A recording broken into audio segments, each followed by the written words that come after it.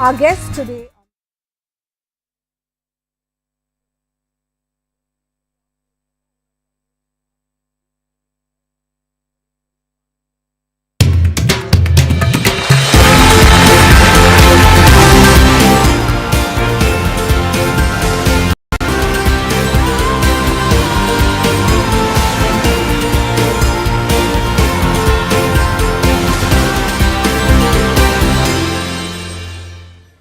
Hello and welcome. You're watching India at G20. On the show today, we will tell you about the takeaways from day one of the second Development Working Group meeting in Kerala's Kumarakom, outcomes of the second G20 Empower meeting that focuses on women-led development, and some glimpses related to the Business 20 conference that concluded in Nagaland today.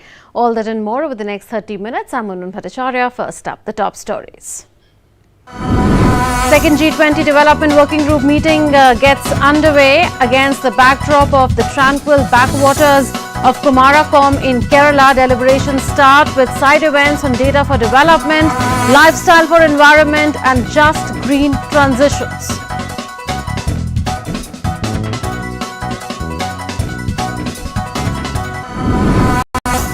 Second G20 Empower meeting concludes in Kerala's capital Thiruvananthapuram. Chair of G20 Empower, Dr. Sangeeta Reddy, announces a digital inclusion and fluency platform that will be available in 121 languages and a mentorship platform that will help bring women into the mainstream economy.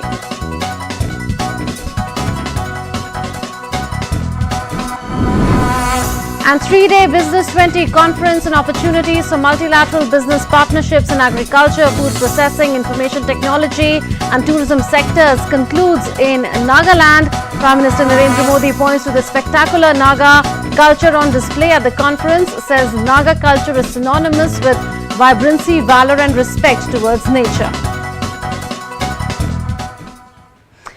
A top story, a new development paradigm that uses data for development, lifestyle for environment and just green transitions to focus on fulfilling developing nations' needs was at the heart of day one of the second G20 Development Working Group meeting in Kerala's Kumarakom. DD India correspondent Shama Mishra reports from Kumarakom.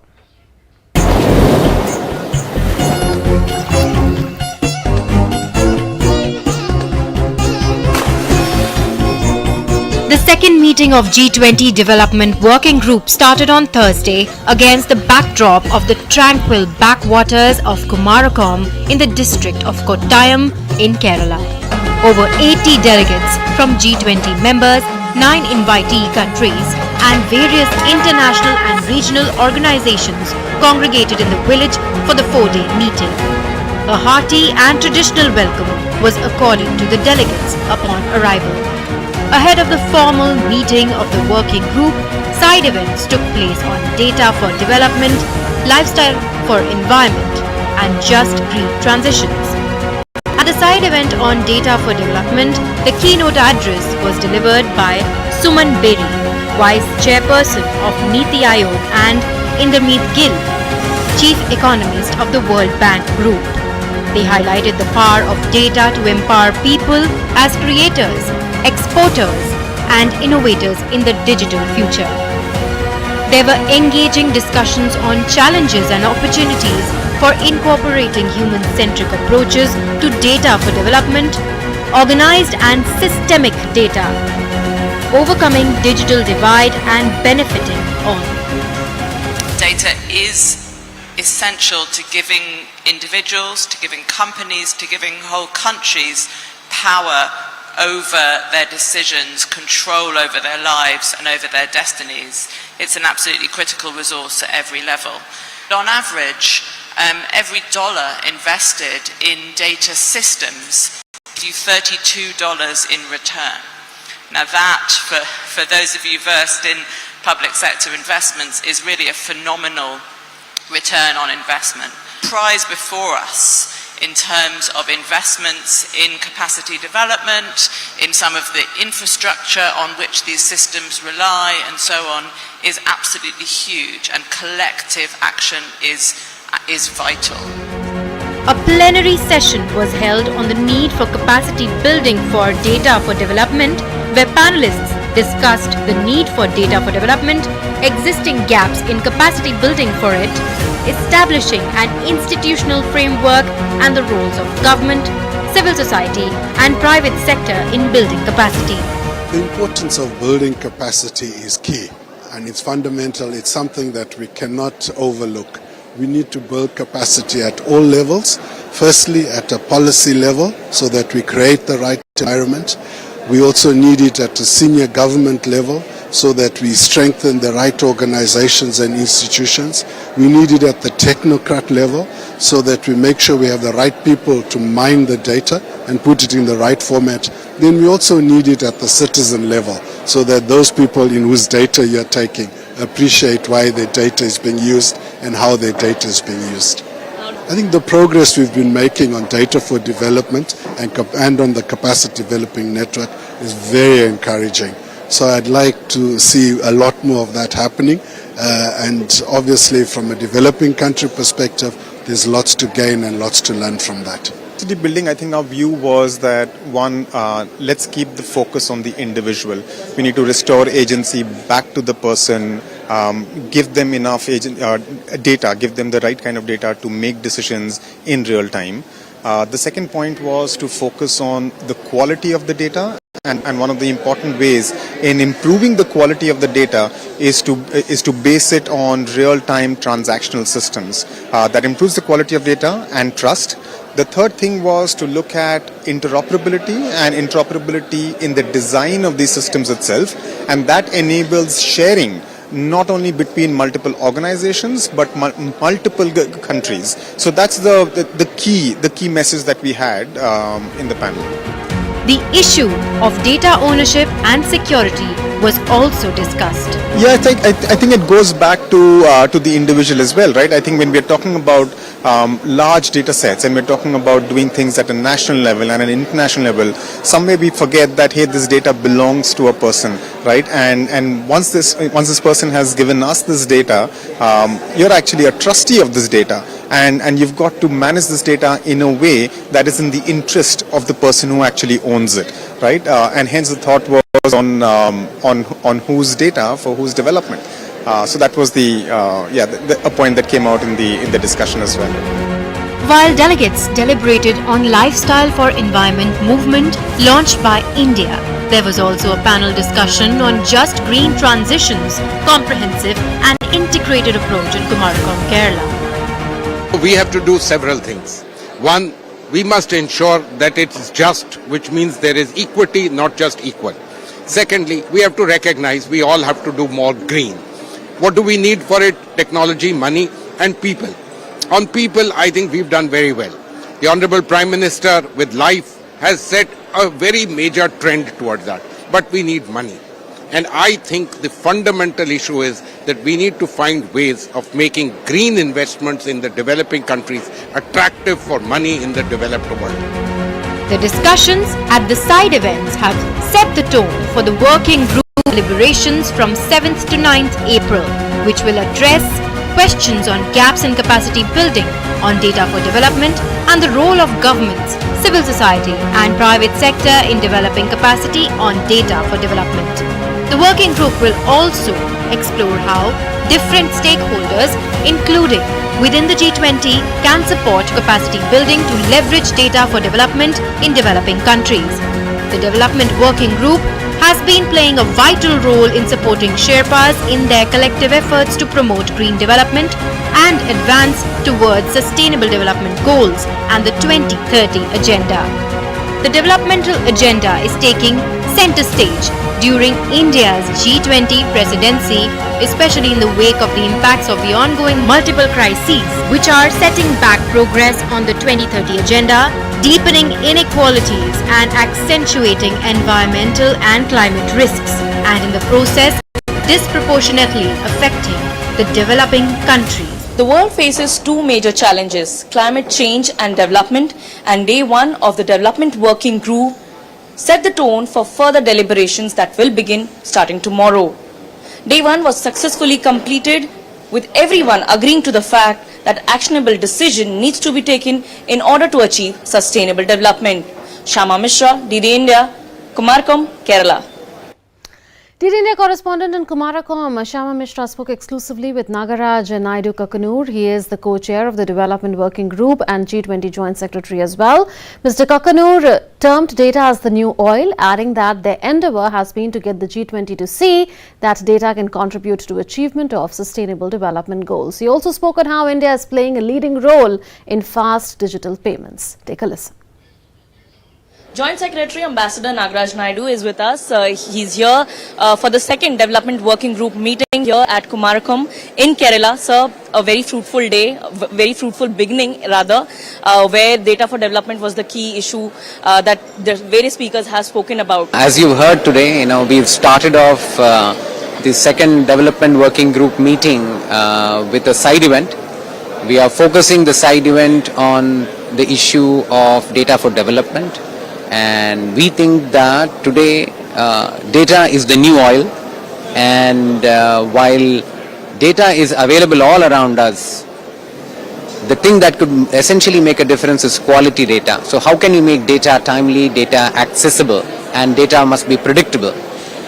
Because only then can you generate trust, and then you can also look at once the trust is built, it is far much more easier for data flows to take place. With that in mind, I think our endeavor has been to get the G20 to see how data can contribute to the achievement of the sustainable development goals. We are right now at the midpoint of the 2030 agenda, and we barely have 7 more years.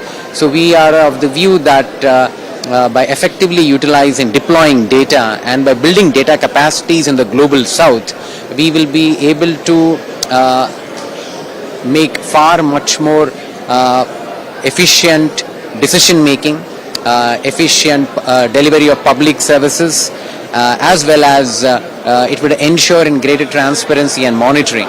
Going forward, this is the second meeting. What's the immediate challenge in front of the whole G20 member countries and invited countries that needs to be discussed today? I think, the second DWG is going to focus on a lot of deliverables that we have. As you know, the high-level principles on life is very, very big, and our whole attempt is to put forth a new discourse wherein it will be a bottom-up approach to climate action.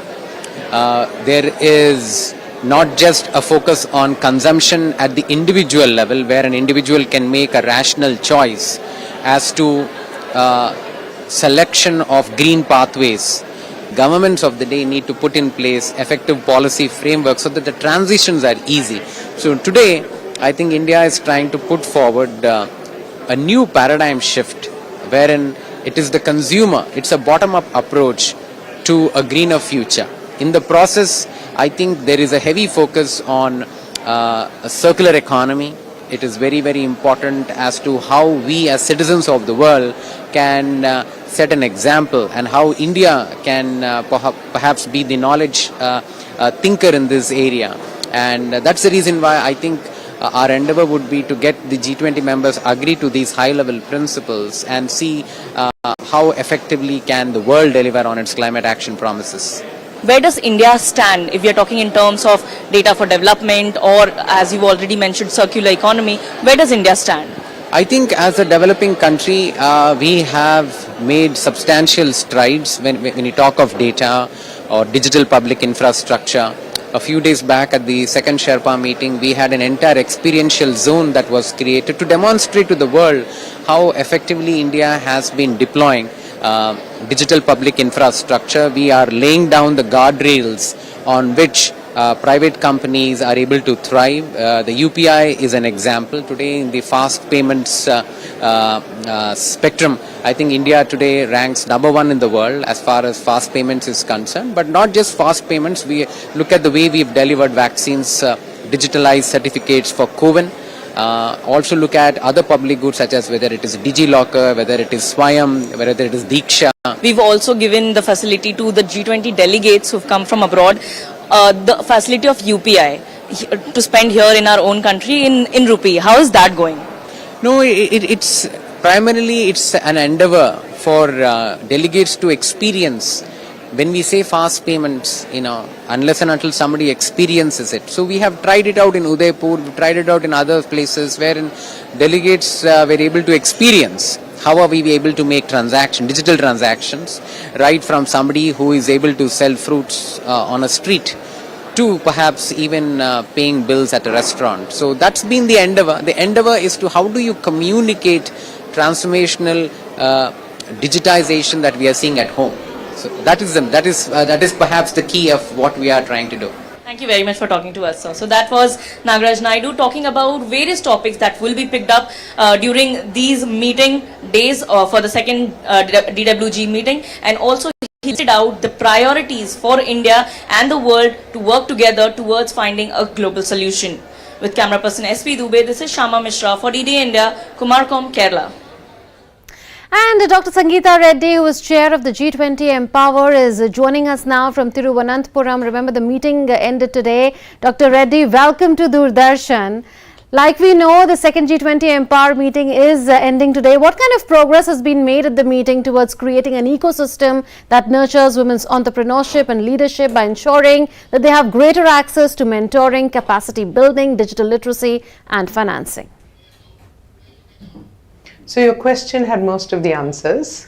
We are clearly committed as a group at G20 to do whatever we can towards building a more equitable world.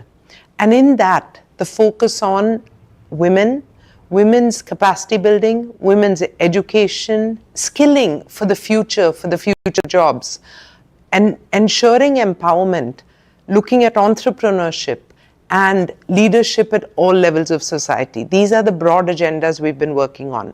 Towards this, there are two significant areas that we have identified.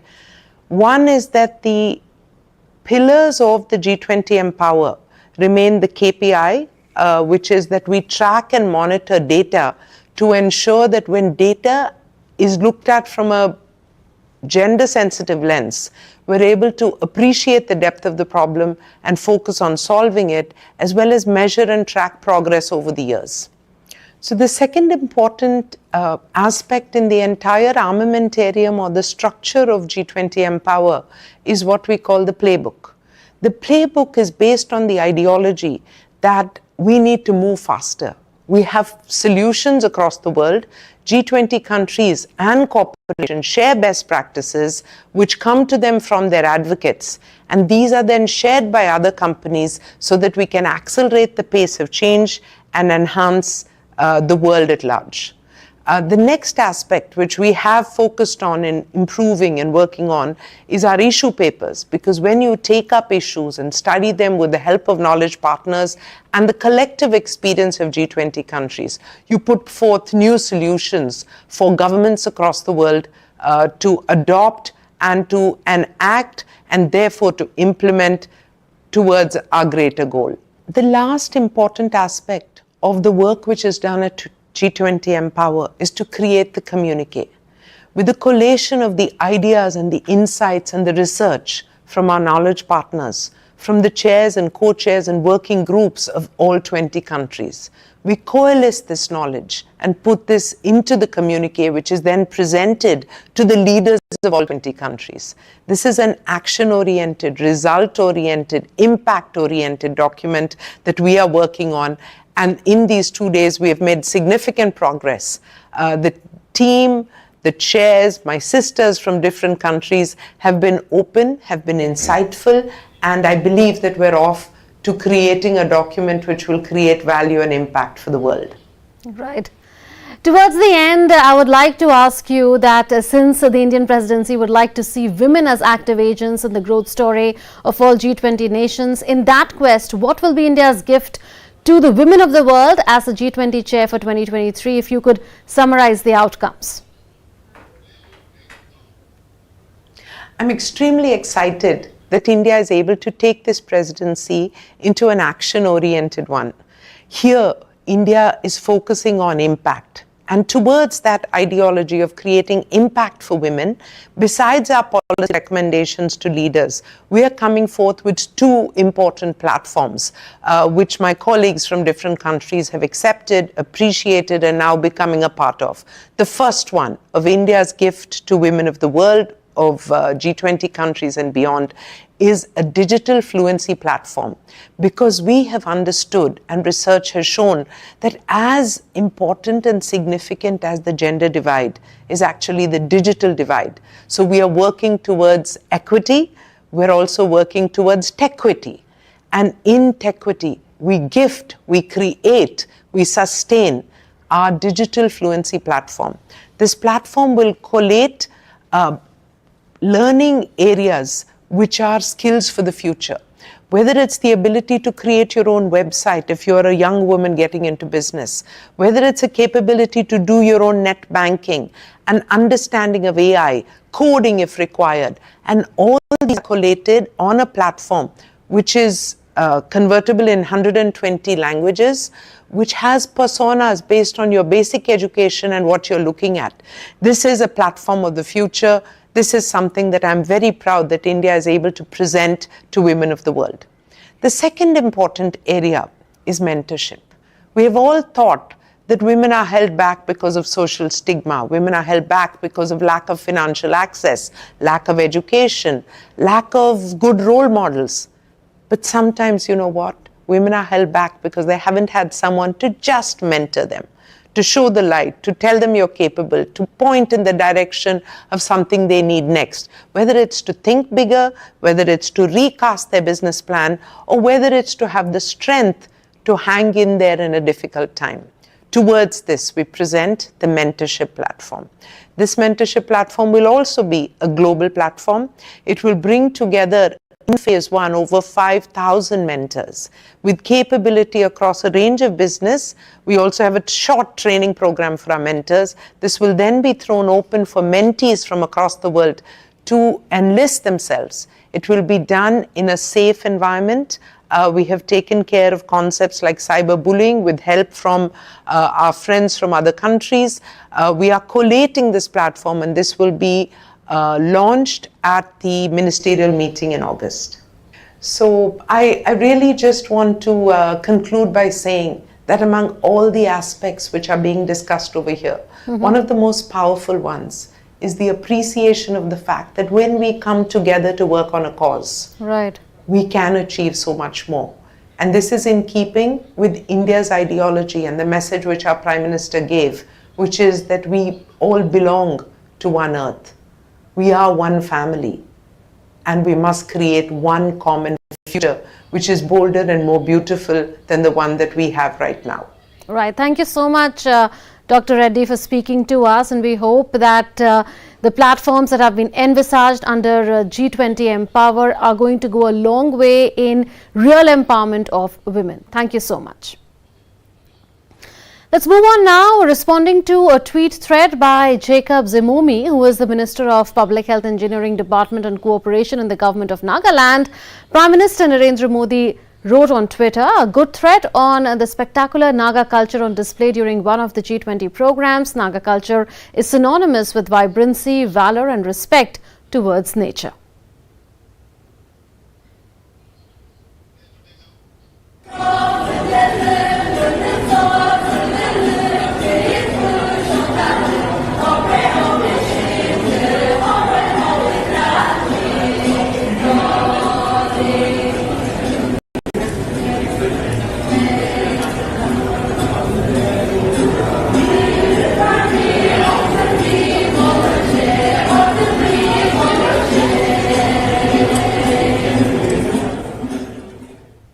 Jacob Zimoumi had tweeted a video of Business 20 delegates being welcomed in Kohima, the land of warriors, by the traditional Naga dance performed by the energetic Naga brothers and sisters.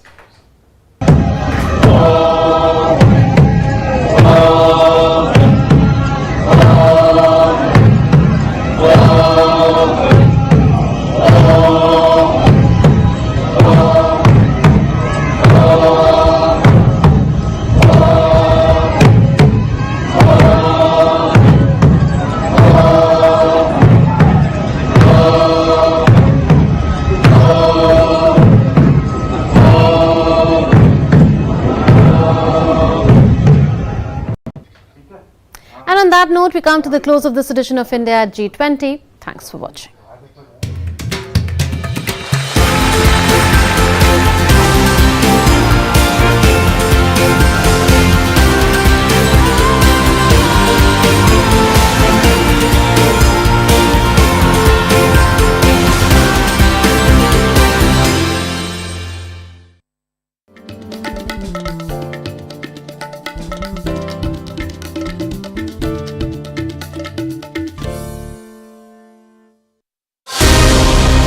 Get in-depth analysis of the important news of the day.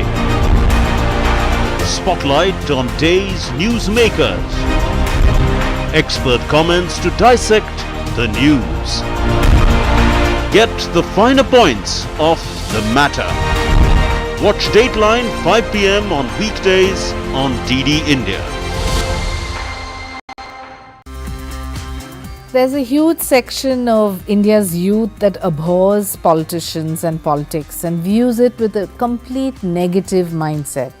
What do you think we can do to make sure that part of the vibrant democracy is also vibrant politicians who are good role models? Yeah, it's a very important question that you have raised. You know, it is the duty of each and every parliamentarian to question himself or herself that whether they are fulfilling the aspirations of the country's younger generation or not. If they don't do it, and if they come to the parliament with just like a selfish motive and just spending few years and going back, it will not serve this purpose. The parliamentarians need to introspect themselves and see that they come up to the level of the people's confidence and faith.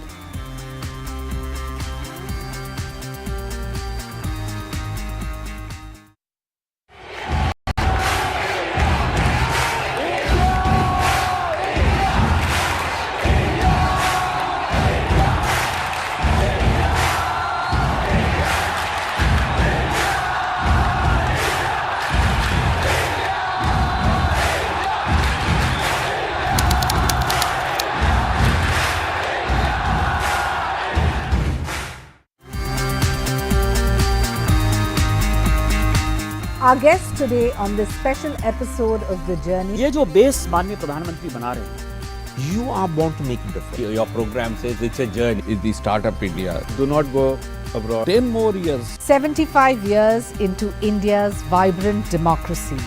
This clearly is a story that needs to be unfolded. Please watch The Journey, Indian parliamentarians in conversation with Shaina NC.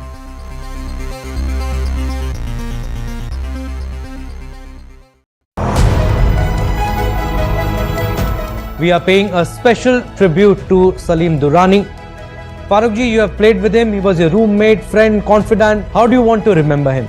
He was a brilliant left-arm spinner. He could turn the ball on a glass top, I would have thought. Of course, we all know him for his attacking batsmanship. First memory of Salim Bhai was at the railway stadium when he was hit in the nose by Gulwan Desai, and we cursed the bowler for what he did. Crowd started shouting sixer, sixer. And Salim and I were both set. Come on, let's entertain the crowd a bit. And we both hit sixers. Not only hit sixers, but hit it absolutely in the direction of where the shouts were coming from.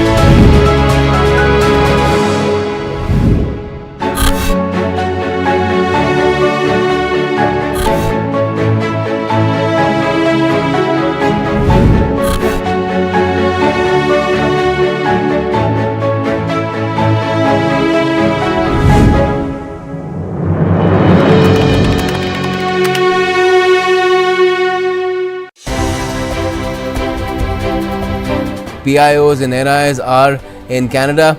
Over 100,000 Indians immigrated to Canada in both 2021 and 2022. Now, how have they been contributing to Canada's progress in furthering ties between our two nations? There are these young children coming from India. Every year you are getting, this year we got about 200,000 students coming from India. That's India contributes, Gautam, with the aging population in Canada. Of course, in other countries also, they are in the Western world. But India has been a source of young population coming to Canada, contributing with the economy.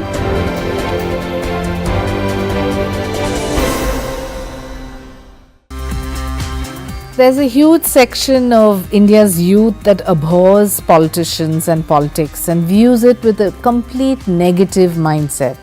What do you think we can do to make sure that part of